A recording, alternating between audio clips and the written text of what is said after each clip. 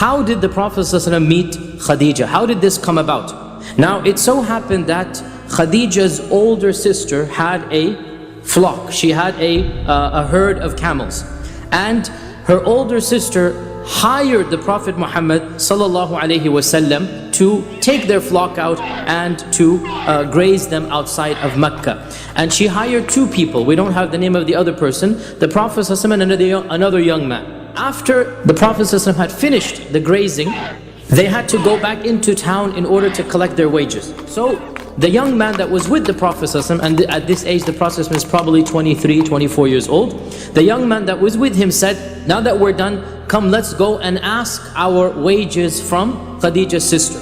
So the Prophet ﷺ said, why don't you go on my behalf, because I am too shy to go, because she's a woman. So the person came to Khadija's sister, and it so happened that Khadija was in her house at that time. And he asked for his wages. Khadija said, where is Muhammad? He also has earned half of the wage. Where is Muhammad?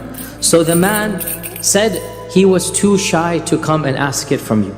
And so at this, Khadija's older sister said that I have not seen any man who is more shy and more noble and more honorable and more chaste in his interactions, because she's interacting with him because she's a woman, so she knows he's lowering his gaze, he's acting in a very elegant manner. So she says, I have never seen any man more, and then she kept on praising the Prophet ﷺ. And the narrator of this report says, this was the first time Khadija heard of his name in such a manner. And just like any human being, that when a person is praised in such a manner, something entered her heart, because he's being praised in such a noble manner. And eventually, later on in the year, Khadija had to send her own caravan to Syria. And Khadija owned a lot of wealth. But because she's a woman, she cannot go herself to do it. And so every single time she has to hire a businessman. So when she heard this praise about the Prophet Muhammad ﷺ, she decided, why don't I choose this young man? So she sent a message to the Prophet ﷺ, why don't you take charge of my caravan? The Prophet ﷺ went to Abu Talib and said, oh my uncle, Khadija has sent me such and such an offer, what do you think? And so Abu Talib basically said that, oh my nephew, Khadija is well known to be the richest woman, and this is definitely much better than the job that you're doing now. You're going to get inshallah good sustenance. Allah has blessed you with this opportunity. Do not say no to her.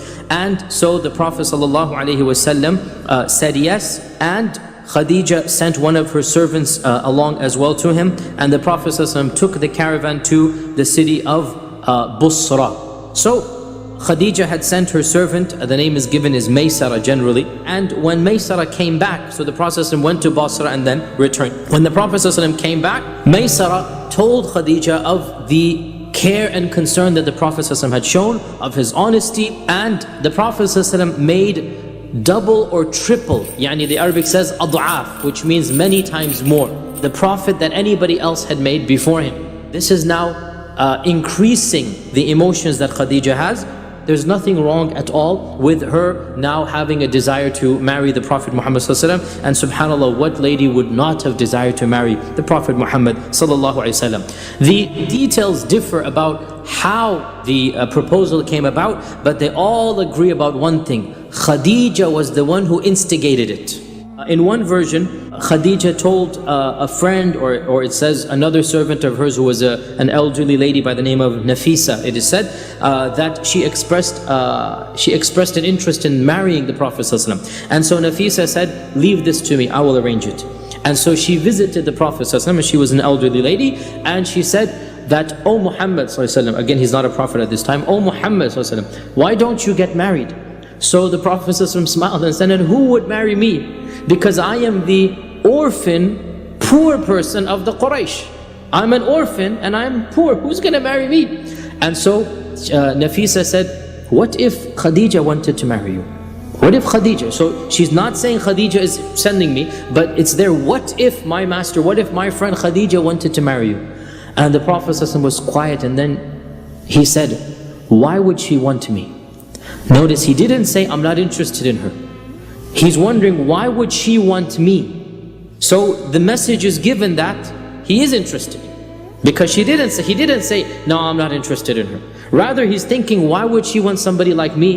Because he considered himself to be not somebody that was worthwhile, but subhanAllah, he is Rasulullah, and he was going to be Rasulullah.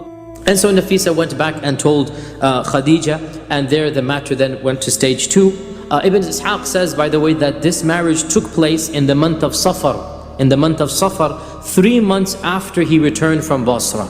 3 months after the journey. So for 3 months there was this back and forth. Ibn Hajar and others point out that Khadija's father had died, that her uncle Amr ibn Asad became her wali, and Abu Talib came with the Prophet ﷺ, and Abu Talib performed the khutbah. He performed the sermon, and the sermon is recorded in one of the early books, that Abu Talib began by praising Allah subhanahu wa ta'ala, and then talking about the lineage of the Quraysh. That's what they always talked about, that we are the noble descendants of Ibrahim and Ismail, that Allah has blessed us with this and this, and that of the blessings we have is that we are the caretakers of the Kaaba, and Allah has blessed us to be the people of Mecca. And my nephew, the Prophet Muhammad sallallahu alaihi wasallam, my nephew is the one who is no comparison with any other young man in all of Mecca, in his manners and his nobility and his lineage. And he has proposed to your noble lady, Al-Karima, your noble daughter, your noble lady, Khadija, with a mahr of 12 uqiyya wa nishan. Uqiyya is a nugget of silver.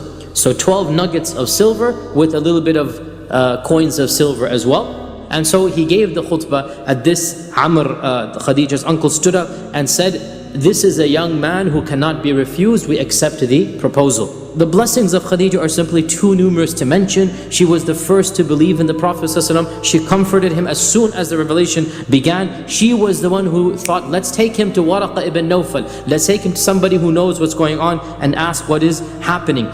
She was the only one whom Jibreel would come in the household of Khadija. He would not enter any other household, any other wife's house. Any other wife's house he would not enter later on. Aisha, Salama, no one. He only entered the house of Khadija.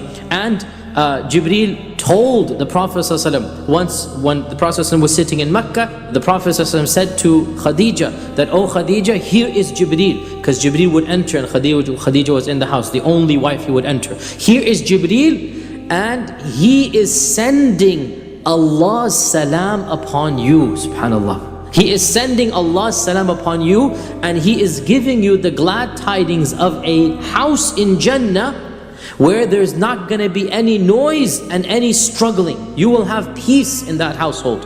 And so Khadija responded that, Inna Allah huwa salam. Allah is as-salam.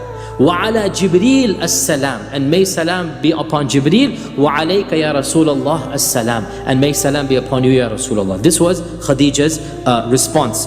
We had already said that Khadija had been married twice before. From her first marriage, she had a son named Hala. Hala accepted Islam eventually and lived a noble life with the Prophet Muhammad sallallahu alaihi wasallam. The Prophet ﷺ and Khadija had at least 6 children. I already said this, that all of the children of the Prophet ﷺ were through Khadija. The first child of the Prophet ﷺ, you should all know his name, it is Al-Qasim. And then the Prophet ﷺ had Zainab, Ruqayya, Kulthum, and Fatima, the youngest daughter, 4 daughters. And then he had his final son with Khadija, and that is Abdullah.